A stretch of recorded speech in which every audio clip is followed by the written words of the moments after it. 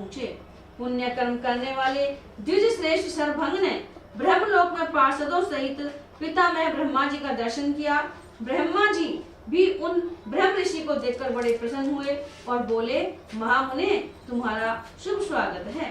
सरभंग मुनि के ब्रह्मलोक चले जाने पर प्रज्वलित तेज वाले ककुष्ठवंशी श्री रामचंद्र जी के पास बहुत से मुनियों के समुदाय पधारे। उनमें वैखानस, बालप्रिय, संप्राक्षाल, मरीचिप, बहुसंख्यक, अश्वकुट्टू, पत्राहार, दंतोलूकली, उन्मज्जक, गात्रस्य, ऐश्चर्य, अनवकाशिक, सलीलाहार, वायुभक्ष, आकाश निलय, स्तनशायी, ऊर्ध्ववासी, दांत, आद्रपटवासा, सजप, तपोनिष्ठ और पंचाग्नि सेवी, इन सभी श्रेणियों के तपस्वी मुनि थे। ऋषियों का एक समुदाय जो ब्रह्मा जी के नख से उत्पन्न हुआ है।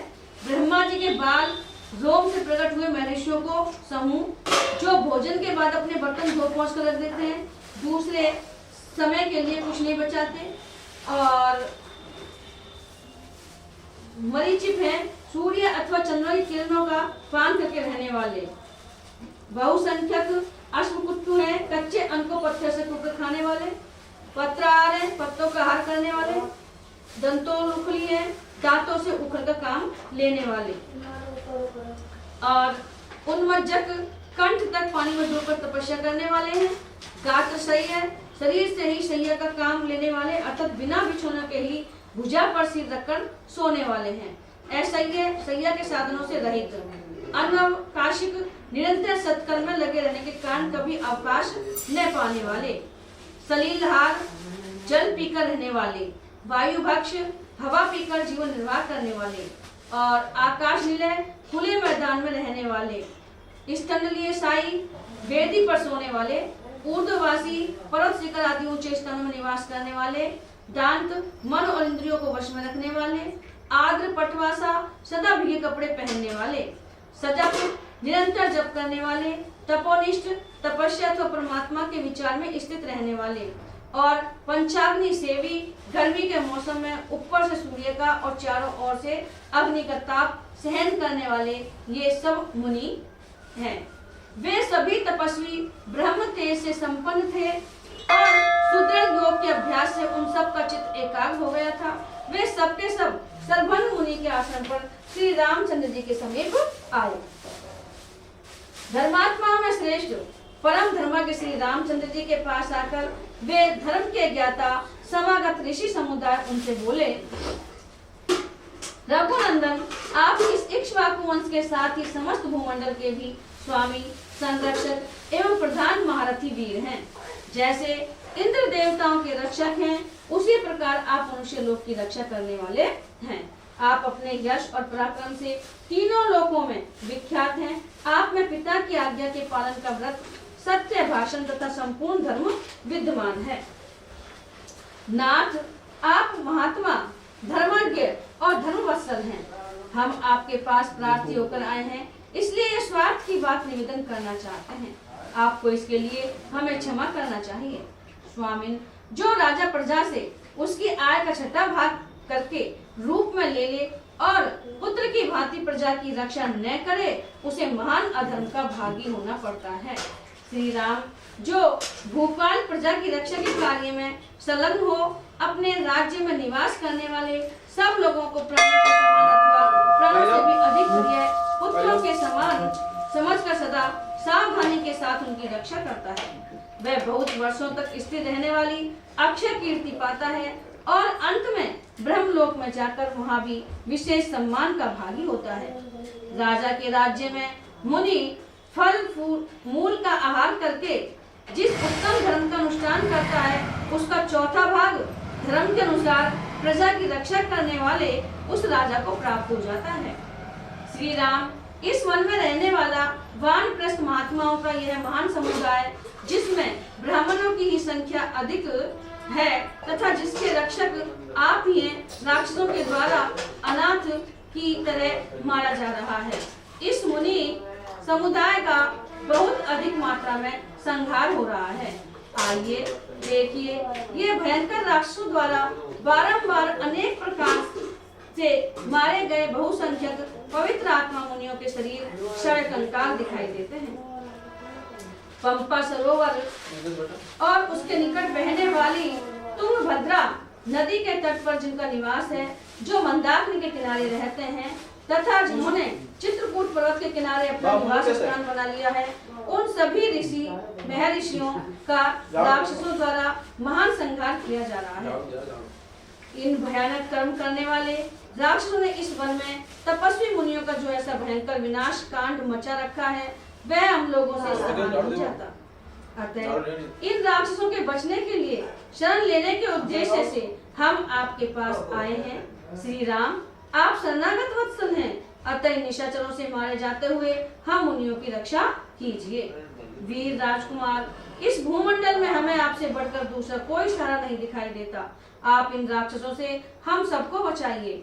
तपस्या में लगे रहने वाले उन तपस्वी मुनियों की ये बातें सुनकर ककुस्त कुलभूषण धर्मात्मा श्री राम ने उन सब से कहा, मुनिवरों, आप लोग मुझसे इस प्रकार प्रार्थना न करें। मैं तो तपस्वी महात्माओं का आज्ञा पालक हूँ। मुझे केवल अपने ही कार्य से वन में तो प्रवेश करना ही है, इसके साथ ही आप लोगों की सेवा का सौभाग्य भी मुझे प्राप्त हो जाएगा। राक्षसों के द्वारा जो आपको यह कष्ट पहुंच रहा है, इसे दूर करने के लिए ही मैं पिता के आदेश का पालन करता हुआ इस वन में आया। आप लोगों के प्रयोजन की सिद्धि के लिए मैं देवात यहाँ आ पहुंचा हूँ। आपकी सेवा का अवसर मिलने से मेरे लिए यह वनवास महान फलदायक होगा। तपोधनों, मैं तपस्वी मुनियों से शत्रुता रखने वाले उन राक्षसों का युद्ध में संहार करना चाहता हूँ। आप सब महर्षि भाई सहित मेरा पराक्रम देखें। इस प्रकार उन तपोधनों को वर देकर धर्म में मन लगाने वाले तथा श्रेष्ठ दान देने वाले वीर श्री रामचंद्र जी लक्ष्मण और तपस्वी महात्माओं के साथ सुतीक्ष्ण मुनि के पास गए। शत्रुओं को संताप देने वाले श्री रामचंद्र जी लक्ष्मण, सीता तथा उन ब्राह्मणों के साथ सुतीक्ष्ण मुनि के आश्रम की ओर चले। वे दूर तक का मार्ग तय करके अगाध जल से भरी हुई बहुत सी नदियों को पार करते हुए जब आगे गए, तब उन्होंने महान मेरुगिरी के समान एक अत्यंत ऊंचा पर्वत दिखाई दिया, जो बड़ा ही निर्मल था। वहां से आगे बढ़ते हुए दोनों इक्ष्वाकु कुल के श्रेष्ठ वीर रघुवंशी बंधु सीता के साथ नाना प्रकार के वृक्षों से भरे हुए एक वन में पहुंचे। उस घोर वन में प्रविष्ट हो श्री रघुनाथ जी ने एकांत स्थान में एक आश्रम देखा, जहाँ के वृक्ष प्रचुर फल फूलों से लदे हुए थे। इधर उधर टंगे हुए चीर वस्त्रों के समुदाय उस आश्रम की शोभा बढ़ाते थे। वहाँ आंतरिक मन की शुद्धि के लिए पद्मासन धारण के सुतीक्ष्ण मुनि ध्यान मग्न होकर बैठे थे। श्री राम ने तपोधन मुनि के पास विधिवत जाकर उनसे इस प्रकार कहा, सत्य पराक्रमी धर्माधि महर्षि, भगवान, मैं राम हूँ और आपका यहाँ दर्शन करने के लिए आया हूँ, अतः आप मुझसे बात कीजिए। धर्मात्मा में श्रेष्ठ भगवान श्री राम का दर्शन करके धीर महर्षि सुतीक्ष्ण ने अपनी दोनों भुजाओं से उनका आलिंगन किया और इस प्रकार कहा, सत्यवादियों में श्रेष्ठ रघुकुल भूषण श्री राम, आपका स्वागत है। इस समय आपके पदार्पण करने से यह आश्रम सनात हो गया। महायशस्वी वीर, मैं आपकी ही प्रतीक्षा में था, इसलिए अब तक इस पृथ्वी पर अपने शरीर को त्याग करने से देवलोक नहीं गया। मैंने सुना था कि आप राज्य से भ्रष्ट हो चित्रकूट पर्वत पर आकर रहते हैं। काकुष्ठ यहाँ 100 यज्ञों का अनुष्ठान करने वाले देवराज इंद्र आए थे। वे महान देवता देवेश्वर इंद्रदेव मेरे पास आकर कह रहे थे कि तुम अपनी पुण्य कर्म के द्वारा समस्त सुख लोकों पर विजय पाई है। उनके कथानुसार मैंने तपस्या से जिन देव ऋषि सेवित लोकों पर अधिकार प्राप्त किया है, उन लोकों में आप सीता और लक्ष्मण के साथ विहार करें।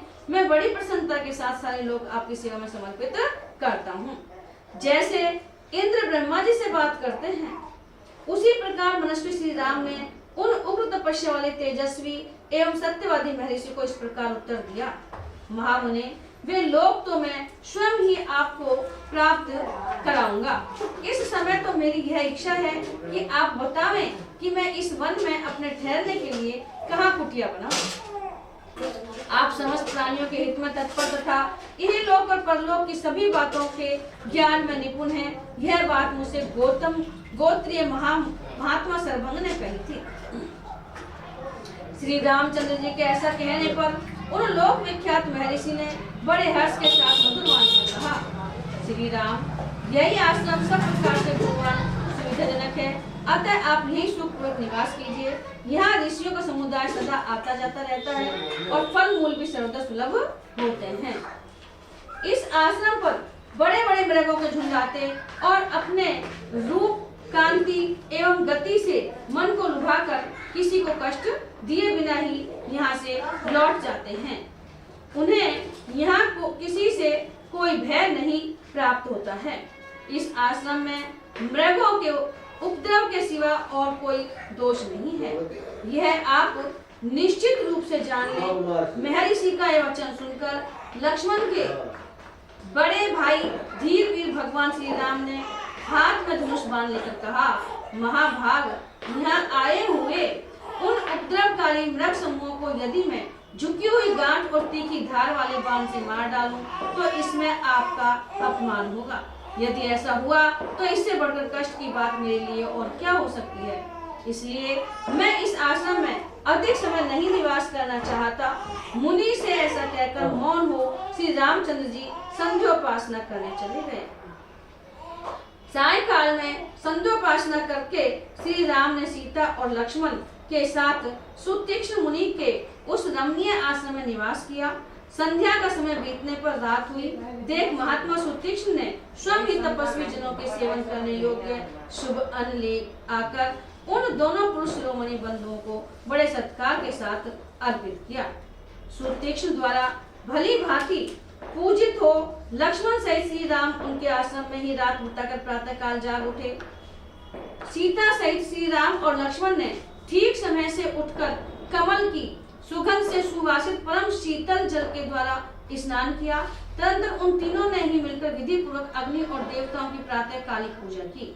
इसके बाद तपस्वी जनों के आश्रयभूत वन में उदित हुए सूर्य देव का दर्शन करके वे तीनों निष्पाप पथिक सुतीक्ष्ण मुनि के पास गए और मधुर वचन बोले, भगवान, आपने पूजनीय होकर भी हम लोगों की पूजा की है। हम आपके आश्रम में बड़े सुख से रहे हैं। अब हम यहाँ से जाएंगे, इसके लिए आपकी आज्ञा चाहते हैं। ये मुनि हमें चलने के लिए जल्दी मचा रहे हैं।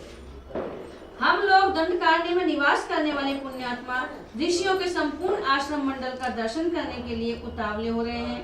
अतः हमारी इच्छा है कि आप धूम रहित अग्नि के समान तेजस्वी तपस्या द्वारा इंद्रियों को वश में रखने वाले तथा नित्य धर्मपरायण इन श्रेष्ठ महर्षियों के साथ यहाँ से जाने के लिए हमें आज्ञा दें। जैसे अन्याय से आई हुई संपत्ति को पाकर किसी नीच कुल के मनुष्य में असहाय उग्रता आ जाती है, उसी प्रकार यह सूर्य देव जब तक ऐसा ताप देने वाले होकर प्रचंड तेज से प्रकाशित न होने लगे, उसके पहले ही हम यहाँ से चल देना चाहते हैं। ऐसा कहकर लक्ष्मण और सीता सहित श्री राम ने मुनि के चरणों की वंदना की। अपने चरणों का स्पर्श करते हुए श्री राम और लक्ष्मण को उठाकर मुनिवर सुतीक्ष्ण ने कसकर हृदय से लगा लिया और बड़े स्नेह से इस प्रकार कहा, श्री राम, आप छाया की भांति अनुसरण करने वाली इस धर्म पत्नी सीता तथा सुमित्रा कुमार लक्ष्मण के साथ यात्रा कीजिए। आपका मार्ग विघ्न बाधाओं से रहित परम मंगलमय हो। वीर तपस्या से शुद्ध अंतःकरण वाले दंडकारण्यवासी इस तपस्वी मुनियों के रमणीय आश्रमों का दर्शन कीजिए। इस यात्रा में आप प्रचुर फल मूलों से युक्त तथा फूलों से सुशोभित अनेक वन देखेंगे। वहाँ उत्तम मृगों के झुंड विचरते होंगे और पक्षी शांत भाव से रहते होंगे। आपको बहुत से ऐसे तालाब और सरोवर दिखाई देंगे जिनमें प्रफुल्ल कमलों के समूह शोभा दे रहे होंगे। उनमें स्वच्छ जल भरे होंगे तथा कारंडव आदि जल पक्षी सब और फैल रहे होंगे। नेत्रों को रमणीय प्रतीत होने वाले पहाड़ी झरनों और मोरों की मीठी बोली से गूंजती उस रम्य वनस्थलियों को भी आप देखेंगे। श्री राम, जाइए, वत्स सुमित्रा कुमार, तुम भी जाओ। दंडकारण्य के आश्रमों का दर्शन करके आप लोगों को फिर इसी आश्रम में आ जाना चाहिए। उनके ऐसा कहने पर लक्ष्मण सहित श्री राम ने बहुत अच्छा कहकर मुनि की परिक्रमा की और वहां से प्रस्थान करने की तैयारी की। तदंतर विशाल नेत्रों वाली सीता ने उन दोनों भाइयों के हाथ में दो परम सुंदर तुनीर धनुष और चमचमाते हुए खड़ग प्रदान किए। उन सुंदर तुनीर को पीठ पर बांधकर टंकारते हुए धनुषों को हाथ में ले वे दोनों भाई श्री राम और लक्ष्मण आश्रम से बाहर निकले। वे दोनों रघुवंशी वीर बड़े ही रूपवान थे। उन्होंने खड़ग और धनुष धारण करके महर्षि की आज्ञा ले सीता के साथ शीघ्र ही वहां से प्रस्थान किया। बोलो श्री रामचंद्र भगवान की जय। श्री गुरु चरण सरो